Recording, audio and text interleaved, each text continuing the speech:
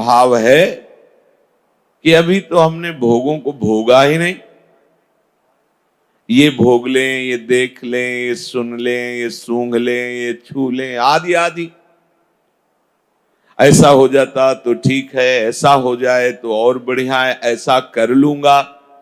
ये जैसे एक शाखा से बहुत छोटी छोटी टहनियां निकलती हैं, फिर उसमें और छोटी छोटी, ऐसे ही भोग की इच्छा मात्र से अनंत शाखाएं प्रकट हो जाती हैं। और यही संसार का बंधन है। ऐसा पुरुष क्षमता को नहीं धारण कर सकता, क्योंकि समता को धारण करने वाली बुद्धि एक निश्चय वाली होती है। सांसारिक वस्तु, पदार्थ, कामना, भोग, बहुत शाखाओं वाली बुद्धि इसमें विचरण करती है। लेकिन प्रभु की प्राप्ति वाली एक बुद्धि होती, सब तज हरिभज, खत्म। एक में काट दिया, पूरा संबंध काट दिया। धन की कामना, भोग की कामना, मान बढ़ाई की कामना, बहुत कामनाओं की भीड़ है, बस एक जगह से काट दिया कि मुझे प्रभु चाहिए और कुछ नहीं। सब तज हरिभज, काट दिया। अब वो जड़ से कट गई तो उनकी बड़ी बड़ी शाखाएं, छोटी छोटी चहनियां, सब खत्म। इसलिए एक बुद्धि है। लेकिन भोगों वाली बुद्धि बहुत शाखाओं वाली, जैसे मिठाई पाई जाए। अब मिठाई में क्या पाया जाए? गुलाब जामुन, गुजिया, दूध पकौड़ी, ये बहुत शाखाएं। ये भोग किया जाए, बहुत शाखाएं। बहुशाखा हृणन्ताश्च बुद्धयो अविशायी नाम। जिनकी भोग बुद्धि है उनकी बहुत शाखाओं वाली, बहुत शाखा। किस किस को काटे? भीड़ लगी हुई, कामना, वासना, तृष्णा, इच्छा, राग, द्वेष। जिसके भीतर मैं भोग करूंगा ये भाव है, वो संग्रह में और भोगों में आसक्त रहता है। और भोगों की अनंत शाखाएं हैं। विचार करके देखो, हमें लगता है अगर ये भोग मिल जाए तो शांति हो जाएगी। भगवान कह रहे हैं, जिन्होंने रचा है, कह रहे हैं अनंताश्च बुद्धयो अविशायी नाम। अनंत शाखाएं उसकी है। जैसे अगर सुंदर पत्नी मिल जाती और उससे एक पुत्र हो जाता, फिर बाद में सोचते कि आगे धर्म करना है, भजन करना है क्या, पर पहले एक ही ऐसा हो जाए। अब वो पत्नी सुंदर कैसे मिले? अगर बढ़िया मकान होता, गाड़ी होती, अच्छे रुपया होते, तो पत्नी बढ़िया मिल सकती थी। चलो ये सब हो गया, पत्नी मिल। अब पुत्र, वो तुम्हारे बस की बात थोड़ी। तुमने पूर्व में सुकृत किए होंगे, संस्कार होगा तो ऐसा होगा। अब पुत्र नहीं हो रहा तो डॉक्टरों के पास चलते हैं, औषधियां लेते हैं, या बड़े बड़े मंत्रवेत्ता से अनुष्ठान कराते हैं, दान पुण्य करते हैं, या चलो भाई वो सिद्ध महात्मा है, उनसे पुत्र प्राप्ति का आशीर्वाद ले लेते हैं। बहुत बहुत शाखाएं, एक एक विषय की बहुत बहुत शाखाएं। नहीं, धन तो जरूरी है ही है। धन नहीं होगा तो कुछ नहीं है। धन से ही धर्म होता है, धन से ही शरीर का पोषण होता है, और धन से ही कहीं ना कहीं ठाकुर सेवा भी होती है। धन तो जरूरी है ही है। अब धन कैसे आवे? नौकरी करें, व्यापार करें, और भी बहुत से उपाय करें, पर इनसे सही माने में धन नहीं आएगा। झूठ तो बोलना ही पड़ेगा व्यापार में। अगर झूठ नहीं बोलेंगे तो व्यापार कैसे चलेगा? थोड़ी बड़ी बेईमानी तो चलती है, फिर से थोड़ी से काम नहीं चलेगा। अब ऐसा कोई हाथ मारे जिसे लंबा धन आवे। एक बार अधर्म हो जाएगा, हो जाएगा, थोड़ा सा दान पुण्य कर देंगे, वो पैसा पवित्र हो जाएगा। लोगों की जो अनंत शाखाओं की बुद्धि है, अज्ञान की, ये अज्ञान की बुद्धि है। अब किसी ने उनको बताया कि अगर इस आदमी को तुम मार दो तो 5 लाख रुपए मिलेंगे, व्यवस्था हम कर देते, तुम्हारा कुछ नहीं बिगड़ेगा। राजी हो गया। कितना अपराध पे अपराध भयंकर बनता चला जाता है। भगवान कह रहे हैं कि जिनके हृदय में ये भोगों की भोगने की लालसा है, वो समता को समझ ही नहीं सकते। नहीं तो प्रभु ने कहा अगर समता का थोड़ा भी आरंभ कर लिया जाए तो आवागमन के चक्र को मिटा देगी। देखो, आप लोग कृपा पात्र जन हैं। समता का स्वरूप सहना है। एक स्वरूप की क्षमता होती है जिसमें इधर और इधर सब प्रभु ही है, ऐसा अनुभव होता है। पर ये स्वरूप की क्षमता का अनुभव करने के पहले अंतःकरण की क्षमता आवश्यक है। अंतःकरण की क्षमता होती है क्षमता। अंतःकरण की क्षमता होती क्षमता। क्षमता, हाँ, सहनशील, शांति, अव्यर्थ कालत्वम। जिसने नियम ले लिया है कि किसी भी तरह से मैं अपनी शांति भंग होने नहीं दूंगा, किसी बिना बाहरी सहयोग के। देखो, इसमें अगर बाहरी सहयोग लेने की आपने थोड़ी भी इच्छा की तो अनंत शाखाएं फूट पड़ेंगी। हमें इच्छा ही नहीं रखनी। हमारी सुरक्षा का भार और हमें अप्राप्ति की प्राप्ति कराने का भार हरि गुरु के ऊपर है। बिल्कुल विश्वास रखो, किसी अस्त्र में ताकत नहीं है कि आपके पांच भौतिक शरीर का भी भेदन छेदन कर सके, क्योंकि प्रभु हैं। और अगर उनका विधान है तो किसी भी रक्षा कवच की ताकत नहीं कि बचा सके। बिल्कुल दृढ़ निश्चय कर लो। पर यह दृढ़ निश्चय भगवत कृपा से ही होगा, नहीं तो हम बातें जरूर करते हैं प्रभु के विश्वास की, पर हम विश्वास रखते हैं अस्त्र शस्त्रों में, विश्वास रखते हैं मित्रों में, अंगरक्षकों में। जब अजान बाहु अभेद भुज दंड मूल प्रभु के भुजाओं का भरोसा होगा तो फिर अन्य कोई भरोसा नहीं होगा। अन्य भरोसा हुआ तो बहुत सी शाखाएं हैं। बोलो, अन्य भरोसा में क्या विश्वास? ये अस्त्र चली जाएगा, यंत्र है, नहीं चला।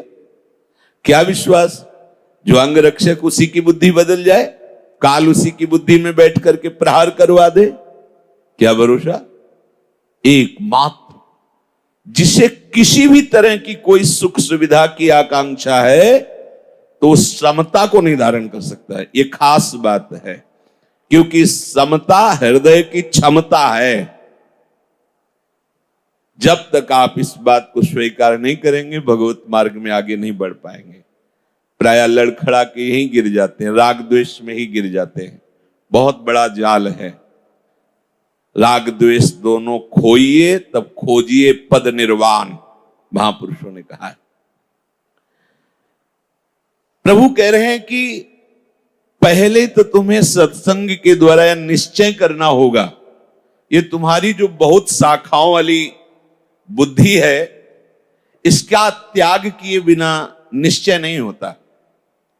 हमारी जो बुद्धि बहुत शाखाओं में फैली हुई है, उसका कारण ढूंढना होगा। हमारा बहुत शाखाओं में भ्रमण करने का कारण है सुख।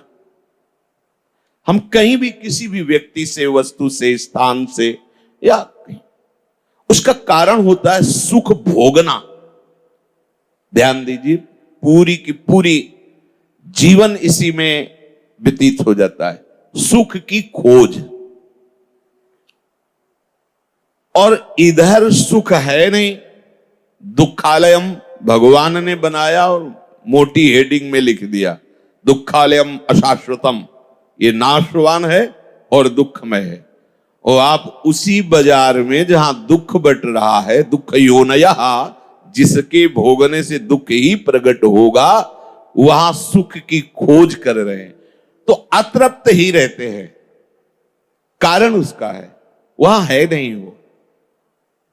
कीट पतंगे से लेकर बड़े बड़े सम्राट तक सब अभावग्रस्त हैं। ये महापुरुषों की अंतर्दृष्टि से देखा गया है। एक छोटे कीट से लेकर एक बहुत बड़े सम्राट के हृदय को देखा तो अभाव ही अभाव है, अतृप्ति ही अतृप्ति है। अपने को लगता है अगर इतना रुपया हो, इतनी वस्तु हो, ऐसा सुंदर रूप हो, ऐसा मकान, ऐसा जैसे हम कल्पना करते हैं, ऐसा ऐसा हो तो हम सुखी हो जाए। तो बहुत से लोग ऐसे हैं जो तुम कामना कर रहे हो वो उनको सहज में प्राप्त है, तो वो निष्काम हो जाना चाहिए, पर वो उससे बड़ी कामना कर रहे हैं, उससे बड़ी कामना, वो उससे बड़ी कामना। समझो, ये बहुत शाखाओं को काटना होगा, नहीं भगवत मार्ग में आगे नहीं बढ़ पाएंगे। सबको अभाव ही अभाव है, सबको। दुखालयम अशाश्वतम में जो सुख खोज रहे सबको अभाव है, महापुरुषों ने देखा।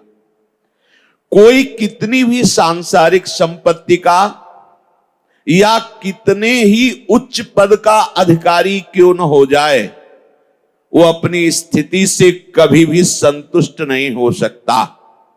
सांसारिक संपत्ति और सांसारिक उन्नति आपके हृदय में अभाव ही पैदा करेगी। चाहे जितनी संपत्ति हो और चाहे जितना बड़ा पद हो, आपका हृदय में अभाव ही रहेगा। कोई न कोई वस्तु, कोई न कोई चाह, कोई। बड़े बड़े देवताओं तक की यही दशा है। जहां अतृप्ति है, अभाव की वेदना है, चित्त अशांत है, चित्त चंचल है, वहां सुख की संभावना भी नहीं है।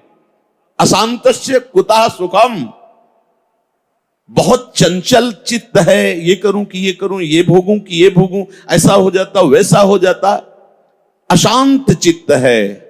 और हमारा शास्त्र कहता है अशांतस्य कुतः सुखम, जो अशांत है वो सुखी कैसे हो सकता है।